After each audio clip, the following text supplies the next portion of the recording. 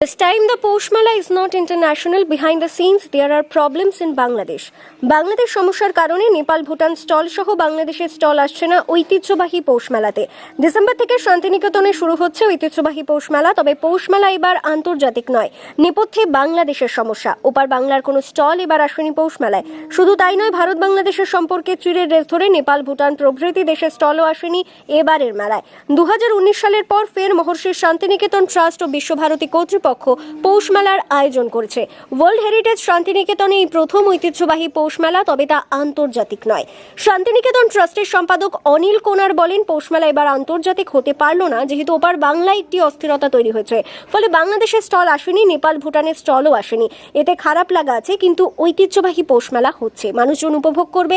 আশা করি আগামী বছর থেকে বাংলাদেশের পরিস্থিতি স্বাভাবিক হলে স্টল আসবে, আমাদেরও ভালো লাগবে। 1843 সালে রামচন্দ্র বিদ্যাবাগীশের কাছে ব্রাহ্ম ধর্মে দীক্ষিত হয়েছিলেন মহর্ষি দেবেন্দ্রনাথ ঠাকুর। এই দিনটি স্মরণে রাখতে প্রতি বছর 7ই পৌষ শুরু হয়েছিল পৌষ উৎসব। পরবর্তীতে 1891 ব্রহ্ম মন্দির প্রতিষ্ঠা হয়েছিল। এই বছর অর্থাৎ 7ই পৌষ একটি মেলার আয়োজন করা হয়েছিল। 1994 সাল থেকে মহর্ষি দেবেন্দ্রনাথ ঠাকুরের শান্তিনিকেতন ট্রাস্ট ডিড অনুযায়ী শুরু হয় পৌষ উৎসব ও পৌষ মেলা।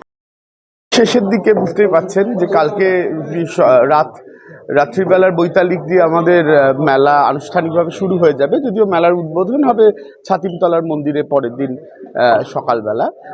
কিন্তু আগামীকাল বিকেলেই যেহেতু আরম্ভ হয়ে যাবে রাতের বৈতালিক দিয়ে, সেহেতু প্রস্তুতি একেবারে অন্তিম পর্বে।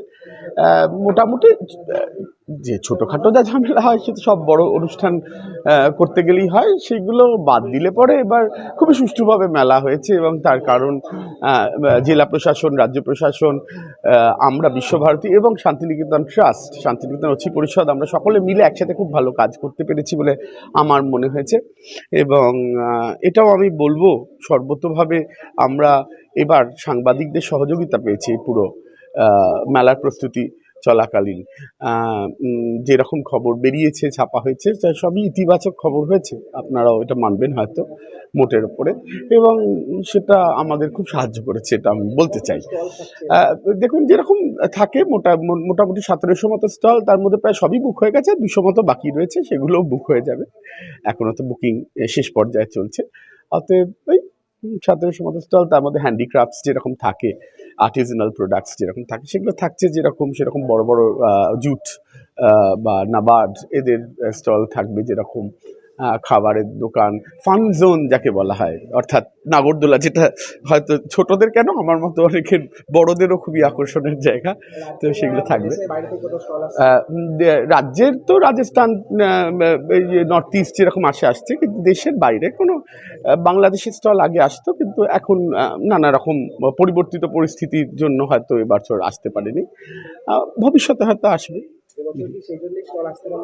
হয়তো, আমি জানি না, অ্যাপ্লিকেশন হয়নি এই অবধি বলতে পারি।